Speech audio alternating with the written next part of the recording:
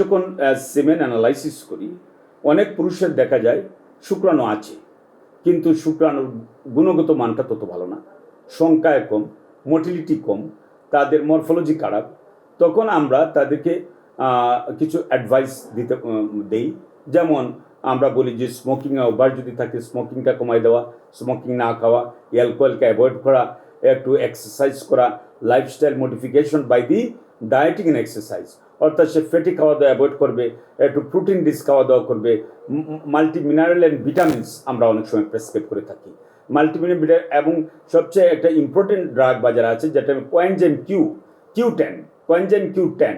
এই কোয়েনজাইম কিউ10টা এটা স্পার্মাটোজেনিস প্রক্রিয়ায় ম্যাচুর স্পার্ম তৈরি করতে, গুড কোয়ালিটি স্পার্ম তৈরি করতে এটা খুবই একটা গুরুত্বপূর্ণ ভূমিকা পালন করে, যেটা আমাদের দেশে বিভিন্ন নামে পাওয়া যায়।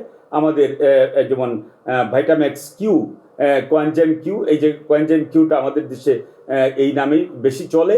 তারপরে আরও বিভিন্ন বাজারে আছে, তবে এটা আমি মনে করি এই ওষুধটা খুব কার্যকরী একটা পদ্ধতি। আমি অনেক রোগীর মধ্যে পাইছি যে সে 2 মাস এটা খাওয়ার পরই তার শুক্রাণু গুণগত মান অনেক উন্নত হয়েছে, এবং তার ইভেন সে নর্মাল কনসেপশন অর্থাৎ স্বাভাবিক এনজয়ের মাধ্যমে দেখা যায় সে তার স্ত্রী প্রেগনেন্ট হয়ে গেছে।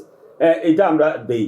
তারপরে আমরা যেমন কিছু অ্যাডভাইস আরও দেই, যেমন সে যদি কুল মাইনে কাজ করে, যদি সে হট এনভায়রনমেন্টে কাজ করে, মানে কোনো রান্নাঘরে কাজ করে, অথবা ট্রাফিক পুলিশ হয়, রুদ্রের মধ্যে দাঁড়ায় কাজ করে, তখন আমরা প্রফেশন চেঞ্জ করতে বলি, ডিউটিটা চেঞ্জ করতে বলি, যাতে হট এনভায়রনমেন্টটা অনেক সময় অন্ডকোষের ক্ষতি করে, অন্ডকোষের শুক্রাণু তৈরি প্রক্রিয়াটাকে হ্যাম্পার করে।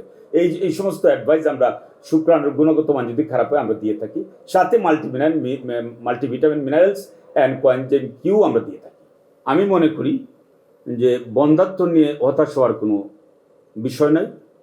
বন্ধ্যাত্বর চিকিৎসার জন্য উপযুক্ত জায়গাতে, উপযুক্ত ডাক্তারের কাছে, উপযুক্ত নিরাময় কেন্দ্রে আপনাকে যাইতে হবে, এবং যদি আপনি অ্যাটেন্টিভ হন এবং যদি আপনি ডাক্তারের পরামর্শ অনুযায়ী চলেন, আমি মনে করি যে আপনি নিঃসন্তান থাকবেন না, আপনার সন্তান আপনার ঘরে আসবে।